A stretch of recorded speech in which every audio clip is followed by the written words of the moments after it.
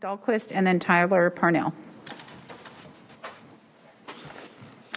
Mayor Bernie, I hope you'll listen. I have a request for you at the end of this. I appreciate your attention and everyone else, your time. I'm Tom Frei. I'm a business owner. I'm a King County resident. I'm a 26-year past employee of Aerojet Rocketdyne here in Redmond, Washington. I care a lot about this issue. As a rocket scientist, I've come to the conclusion that it's safe for unvaccinated firefighters to work as first responders. So do you have to be a rocket scientist to come to that conclusion? The good news is no. You really just have to focus on two facts. First, vaccinated and unvaccinated firefighters can get and transmit COVID. Fact. Fact number two, firefighters can provide direct patient care safely with proper protective gear and procedures. These are two undeniable facts.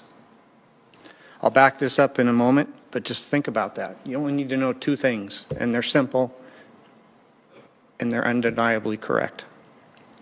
Regarding fact number one, vaccinated and unvaccinated firefighters can become infected and transmit COVID.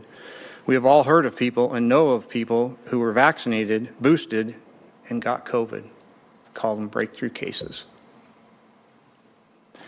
No one can dispute this, that vaccinated firefighters can become infected and transmit COVID. This is why firefighters were being tested for COVID and using PPE procedures. Because of this first fact, the second fact is very important. Point number two, or fact number two, is firefighters can safely deliver direct patient care when using protective gear and procedures. I'll back this statement up. In August of 2021, the U of W Medical Center published a report led by Dr. Thomas Rea, Program Director for King County Medic 1. The study concluded steps can be taken to prevent transmission of COVID to and from the public.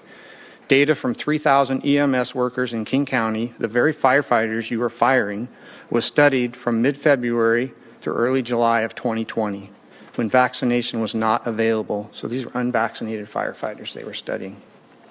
There were a total of 3,700 encounters with patients infected with COVID that could have transmitted them to EMS workers.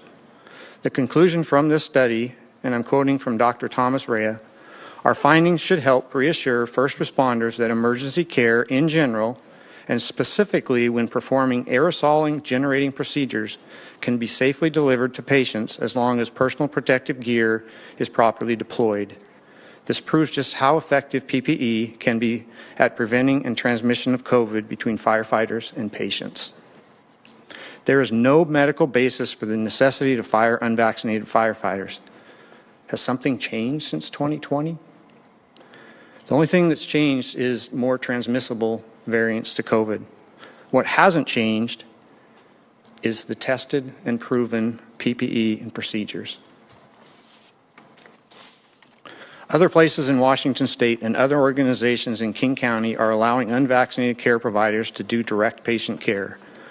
One example, my wife is a charge nurse at Evergreen Hospital in Kirkland. This is a public hospital. She has coworkers that have received medical and religious exemptions. She knows this because they've shared with her the approved exemptions. There is no accommodations needed for these nurses because they're already using proven, tested PPE measures and procedures. Mayor Bernie, I want to believe that the facts matter and that your mandate is not punishment or politically motivated. Please show us that facts matter and government works and allow unvaccinated firefighters to return to their jobs. In conclusion, thank you. That's it.